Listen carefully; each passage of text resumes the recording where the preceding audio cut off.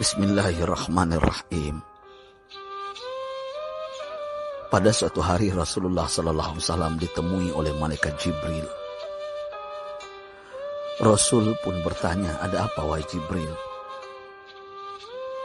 Jibril menjawab, "Wahai Muhammad, sesungguhnya hari ini Allah Subhanahu wa Ta'ala sedang mengobarkan nyala api neraka, dan seluruh para malaikat amat ketakutan. Mereka tidak tahu harus bagaimana.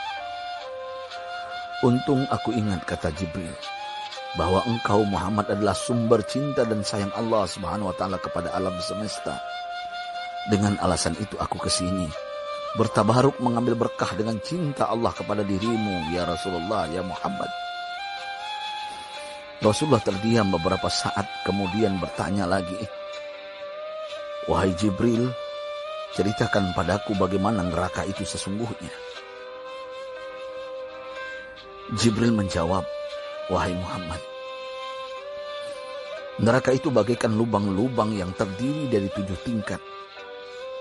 Jarak antara satu lubang dengan yang lain ialah perjalanan 70 tahun. Lubang paling bawah adalah lubang yang paling panas." Nabi SAW meneruskan pertanyaannya, "Lalu siapakah penghuni lubang-lubang neraka itu wahai Jibril? Sampaikan kepadaku Jibril."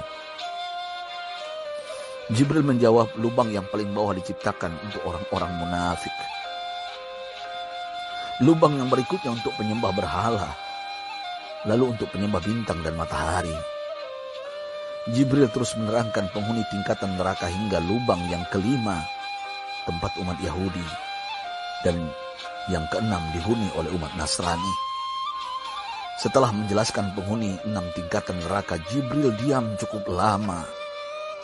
Rasulullah SAW penasaran dan bertanya kepada Jibril, "Wahai Jibril, siapakah penghuni neraka yang ke-7?" Jibril diam saja tidak menjawab. Rasulullah SAW mengulangi pertanyaannya, tapi Jibril tetap diam. Rasulullah tambah penasaran dan mendesak Jibril agar dijawab pertanyaannya. Akhirnya Jibril pun berkata, "Umatmu wahai Muhammad, mereka itu para pelaku dosa besar di kalangan umatmu, yang dimana sampai mereka mati belum sempat bertaubat." Mendengar jawaban Jibril, Rasulullah langsung jatuh pingsan. Jibril merangkulnya dan meletakkan tubuh baginda di atas pangkuannya. Tak berapa lama Rasulullah SAW sadar dan langsung menangis bersimbah air mata dengan terisak-isak. Rasulullah mempertegas pertanyaannya, "Wahai Jibril, apakah benar ada di antara umatku yang masuk neraka?" Jibril menjawab, "Benar wahai Muhammad, pelaku dosa besar di antara umatmu yang belum bertaubat." Setelah itu Rasulullah menghadap kiblat dan sujud kepada Allah dalam isak tangisnya. Sesekali dengan suara pelan beliau membisikkan kata-kata, "Ummati ya Rabb, ummati, ummati, ummati." Beliau SAW tidak mengangkat kepalanya dalam keadaan seperti itu selama 3 hari 3 malam. Kecuali setiap Bilal bin Rabah mengumandangkan azan, barulah beliau bangkit untuk menjadi imam. Dan setelah itu kembali sujud lagi. Pada hari ketiga Abu Bakar menyadari hal ini. Beliau mengetuk pintu Rasulullah dan mengucapkan salam 3 kali, namun tidak terdengar jawaban. Abu Bakar sedih dan berseru di hadapan pintu Nabi besar Muhammad SAW, "Apakah ada jalan untuk masuk ke rumahmu ya Rasulullah?" Tetap tidak ada jawaban. Di jalan Abu Bakar bertemu sahabat Umar. "Mengapa engkau menangis wahai Abu Bakar?" kata Umar. Abu Bakar menceritakan keadaan Rasulullah SAW. Maka Umar pun melangkah menuju rumah Rasulullah dan terjadilah hal yang sama. Umar pun pulang dan menangis.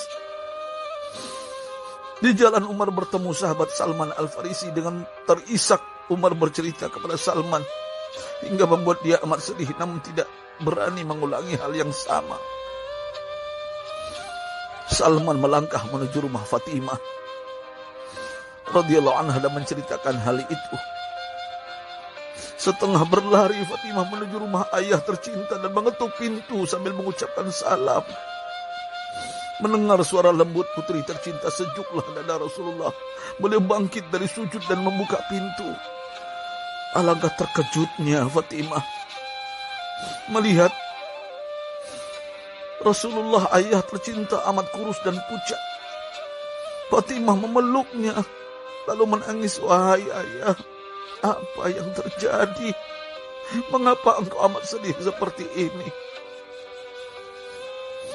Rasulullah kembali menangis dan berkata dengan suara lirih, wahai Fatimah, belahan jiwaku, bagaimana mungkin aku tidak sedih sedangkan Jibril mengatakan akan ada kelak umatku yang akan masuk neraka.